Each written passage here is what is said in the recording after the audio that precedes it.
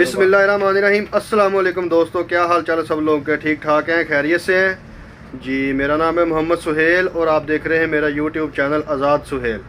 तो जी एक बार तो फिर खुश आमदीद है सब दोस्तों को मेरे इस चैनल पर। तो जनाब आज की जो वीडियो मैं आप लोगों के लेकर आया हूँ वो भी बहुत ही ज़्यादा इन्फॉर्मेटिव है, तो लिहाजा आप लोगों से ये रिक्वेस्ट है कि इस वीडियो को आप एंड तक ज़रूर देखें बिना स्किप किए। तो इसमें बहुत सी चीज़ें हैं जो कि आप लोगों के लिए कारआमद साबित हो सकती हैं। ठीक है, कुछ लोग इन बातों को पहले से जानते होंगे, जिन लोगों को इन चीज़ों का नहीं पता तो आइए मैं आप सबको बताता हूँ। तो जी दोस्तों, आज मैं जिस मौजू पर आप लोगों से बात करने जा रहा हूँ वो है सेल्फ़ मेडिकेशन। सेल्फ़ मेडिकेशन का मतलब होता है अपनी मर्ज़ी से अद्वियात का इस्तेमाल, जो कि हमारे माशरे में आजकल बहुत अरूज पे है। बहुत सारे लोग ऐसे हैं जो कि अपनी मर्ज़ी से जो उनका दिल करता है मेडिसन उठा कर खा लेते हैं, या फिर बग़ैर किसी डॉक्टर की प्रेस्क्रिप्शन के वो अपनी मर्ज़ी से अद्वियात का इस्तेमाल कर रहे हैं। तो आज की इस वीडियो में चंद ऐसी मेडिसन्स जिनका आजकल बहुत ज़्यादा इस्तेमाल हो रहा है और उन मेडिसन्स की वजह से क्या क्या मसाइल नुकसान आपकी सेहत को हो सकते हैं उनका मैं ज़िक्र करूँगा। तो आप लोगों ने ये वीडियो एंड तक देखनी है बिना स्किप किए।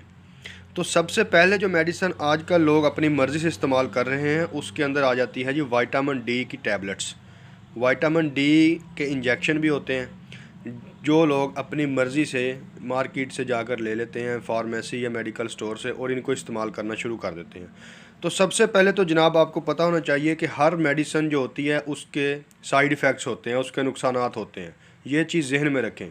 मेडिसन के फ़ायदे कम और नुकसान बाज़ औक़ात ज़्यादा हो सकते हैं अगर आप कोई भी मेडिसन जो है वो अपनी मर्ज़ी से इस्तेमाल करते हैं।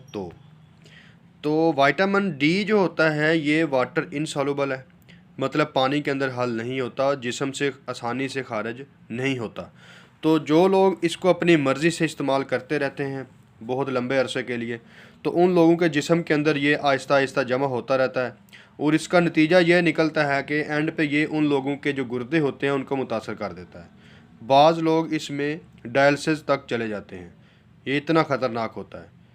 तो लिहाजा आप लोगों ने कोशिश करनी है कि इस विटामिन डी का इस्तेमाल अपनी मर्ज़ी से नहीं करना। अगर आपको कोई डॉक्टर ये लिख के देता भी है तो वो आपको साथ हदायत भी कर देते हैं कि आपने ये विटामिन इतने अरसे तक इस्तेमाल करना है और उसके बाद आप लोगों ने इसको छोड़ देना है। तो उस सूरत में ये कुछ भी नहीं आपको कहता, ठीक है। तो उसके बाद आ जाती है जी पेन किलर्स।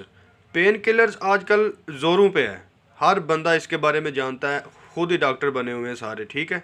लोग जाते हैं, उन फ़र्ज़ करें किसी के जिस्म में कहीं भी पेन होता है तो वो क्या करता है जी, खुद ही अपनी तरफ से फार्मेसी या मेडिकल स्टोर पे जाता है और वहाँ से ऐसे बेतुके से जो पेन किलर्स होते हैं वो उठा के ले आता है और उनको सुबह शाम बाकायदगी से इस्तेमाल करता है, लेकिन उसका कोई रिज़ल्ट नहीं मिलता, ठीक है। बाज़ औक़ात ऐसा होता है कि लोगों का तुक्का लग जाता है, ठीक है, वो जो पेन किलर्स लेके आए होते हैं खाते हैं, ठीक हो जाते हैं, लेकिन बाज़ औक़ात क्या होता है कि वो उल्टा मुसीबत में मुब्तला हो जाते हैं। उसकी वजह ये होती है जनाब कि हर दफ़ा जो पेन है वो कोई एक ही किस्म का नहीं होता, ठीक है। आप जो पेन किलर खा रहे हैं हो सकता है वो उस पर काम ही नहीं कर रहे। आपको जो पेन है वो आपके जिस्म में किसी और वजह से हो रहा है, ठीक है, उसके लिए मेडिसिन अलग होती है। फ़र्ज़ करें कि बाज़ औक़ात जो बॉडी पेन होता है आपके या जिस्म के कोई हिस्से पे शदीद दर्द हो रही होती है, उसके अंदर किडनी इन्वॉल्व होती है, आपका गुर्दे के अंदर पत्थरी, उसकी वजह से भी जो है वो दर्द होता है और वो बहुत शदीद होता है। इसलिए आप जब भी कोई इस तरह का मसला आपको हो तो आप अपने फार्मासिस्ट या डॉक्टर के पास जाएं, उनको बताएं, वो जो आपको मेडिसिन दें आप वो इस्तेमाल करें, तो इंशाल्लाह आपको उस चीज़ का फ़ायदा होगा। तो इस पेन किलर्स को भी आप अपनी मर्ज़ी से इस्तेमाल नहीं करना। अच्छा जी, उसके बाद आजकल एक और चीज़ देखने में आ रही है कि लोग जो होते हैं वो डॉक्टर के पास जाते हैं किसी मसले के लिए, मेडिसिन लिखवा लाते हैं, वो इस्तेमाल करते हैं, ठीक हो जाते हैं। उनके अंदर जो होता है जी आजकल एंटीबायोटिक्स एक ऐसी मेडिसिन होती है कि जिसको प्रॉपर लेना पड़ता है, बाकायदगी से आपको खाना पड़ता है। आपको 3 दिन डॉक्टर ने लिख के दी है, आपको 5 दिन दी है या 7 दिन दी है, ठीक है, और मैक्सिमम जो होती है वो 14 डेज़ के लिए होती है। वो आपके इन्फेक्शन पे होता है कि जितना आपको मसला ज़्यादा है वो उसी हिसाब से आपको दी जाती है।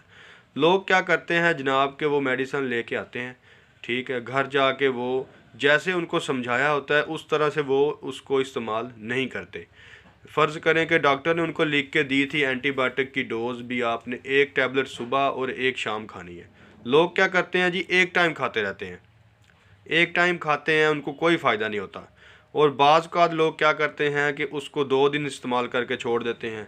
कोई डॉक्टर ने अगर 7 दिन की लिखी है तो वो 3 दिन या 4 दिन खाएंगे, उसके बाद डॉक्टर ही बदल देते हैं। क्यों जी, हमें इस मेडिसिन से कोई फ़ायदा नहीं हुआ।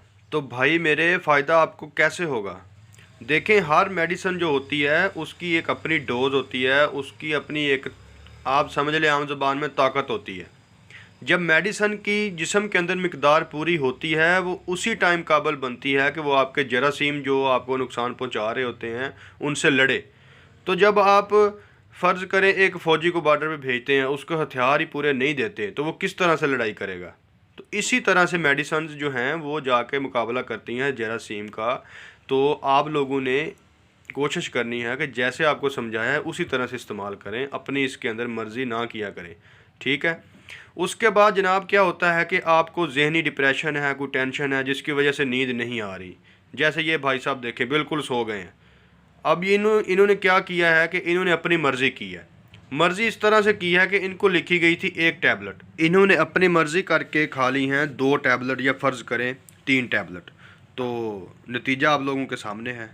तो भाई आपने करनी है एहतियात इस मामले में। ये जो दवाइयाँ होती हैं बहुत ही हसास होती हैं।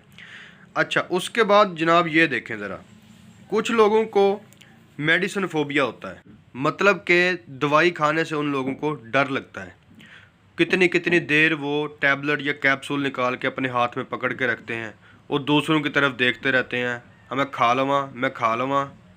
तो भाई इसका भी नुकसान होता है। जो मेडिसिन होती है जब आप उसको रैपर से निकाल लेते हैं तो उसके कंटेमिनेटेड होने के चांसेस बहुत ज़्यादा बढ़ जाते हैं। तो आप लोगों ने वो फ़ौरन जो है टैबलेट इस्तेमाल करनी है, उसको देखते नहीं रहना।